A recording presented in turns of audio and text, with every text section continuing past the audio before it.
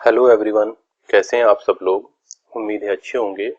आज हम बात करने वाले हैं एलएलबी सेकंड सेमेस्टर के constitutional law of India 2018 examination paper के बारे में। तो चलिए शुरू करते हैं। इसका कोड है K2002 जो कि न्यू कोर्स में है। यहाँ पे ओल्ड कोर्स का भी पेपर आता है। इसमें 3 घंटे का ये पेपर है। मैक्सिमम मार्क्स 100 हैं। इसमें 3 सेक्शन होंगे। सभी सेक्शन को उनके इंस्ट्रक्शन के अनुसार सॉल्व करना है। सेक्शन ए की बात करते हैं। सबसे पहले जान ले इसके अंदर 4 पेजेस के अंदर ये क्वेश्चन पेपर है। पहले स्टार्ट करते हैं वेरी शॉर्ट आंसर क्वेश्चन में, जो कि सेक्शन ए के अंदर आता है। Attempt all the 5 questions, each question carries 4 marks. Very short answer is required, not exceeding 75 words. 4 आपको आंसर अटेम्प्ट करने हैं। हर एक आंसर 5 मार्क्स का होगा, जो कि 20 मार्क्स का सेक्शन ए है। What are the qualification for election as president of India. भारत के राष्ट्रपति के चुनाव के लिए क्या योग्यताएं हैं। दूसरा क्वेश्चन है when the president of India gives a special address in parliament. Bharat का राष्ट्रपति कब संसद में विशेष अभिभाषण करेंगे। थर्ड क्वेश्चन है what do you mean by non obstanted clause of legislation. विधायन के अबाधित खंड से आप क्या समझते हैं। Question number 4 What duty under Article 355 of the Indian Constitution has been imposed upon the Union Government? भारतीय संविधान के अनुच्छेद 355 के अंतर्गत संघीय सरकार पर किस प्रकार का कर्तव्य आरोपित है। Question number 5 Write down the condition for the removal of a judge of Supreme Court.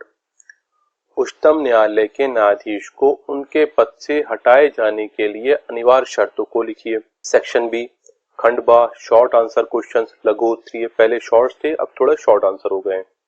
यहाँ पे आपके 3 क्वेश्चन होंगे जिसमें आपको 2 सॉल्व करने होंगे और हर एक क्वेश्चन का आंसर जो है वो आपको 10 मार्क्स का होगा, जो 200 वर्ड्स के अंदर आपको लिखने होंगे।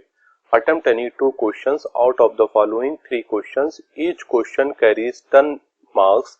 Short answer is required, not exceeding 200 words. 200 words के अंदर रखना है आपको। तो अपने आप टाइम पीरियड के अंदर आप इस पूरे पेपर को सॉल्व कर पाएंगे आप। नोट, निम्नलिखित 3 प्रश्नों में से किन्हीं 2 प्रश्नों के उत्तर दीजिए। प्रत्येक प्रश्न 10 अंकों का है। अधिकतम 200 शब्दों में लघु उत्तर अपेक्षित है। Question number 6 discuss the appellate jurisdiction of the supreme court of India. भारत के उच्चतम न्यायालय के अपीलीय क्षेत्राधिकार की विवेचना कीजिए।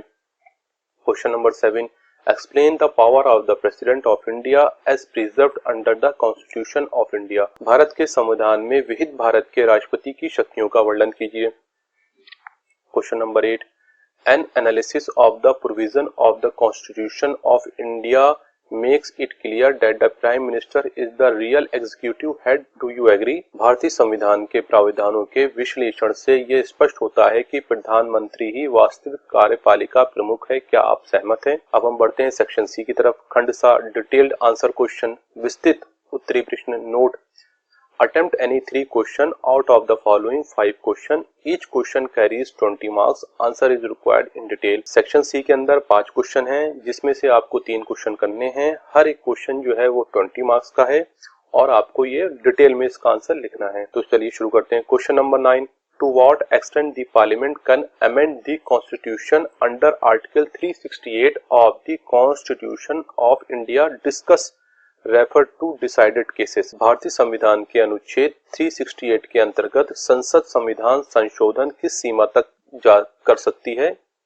फिर से बता रहे हैं, संसद संविधान संशोधन किस सीमा तक कर सकती है। विवेचना कीजिए, निर्गत वादों का हवाला कीजिए। Question number 10 what do you mean bye parliamentary privileges. With the help of decided cases, explain the parliamentary privileges available to the member of the parliament. संसदीय विशेषाधिकार से आप क्या समझते हैं। निर्णीत वादों की सहायता से संसद सदस्यों को प्राप्त संसदीय विशेषाधिकारों का वर्णन कीजिए। Question number 11 Write an essay on state emergency as prescribed under Article 356 of the Constitution of India.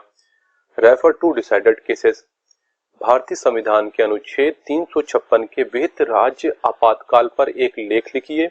निर्गत वादों का हवाला दीजिए। Question number 12 discuss critically the procedure of appointment of supreme court जजेस। रेफर टू डिसाइडेड केसेस उच्चतम न्यायालय के न्यायाधीशों की नियुक्ति प्रक्रिया की आलोचनात्मक विवेचना कीजिए। निर्गत वादों का हवाला दीजिए। Question number 13, write short notes of the following. निम्नलिखित पर संक्षिप्त टिप्पणी लिख लीजिए। डॉक्ट्रिन ऑफ टेरिटोरियल नेक्सस, क्षेत्रिक संबंध का सिद्धांत। B, doctrine of pith and substance, सार और तत्व का सिद्धांत। यहाँ हमारा क्वेश्चन पेपर एंड हो जाता है।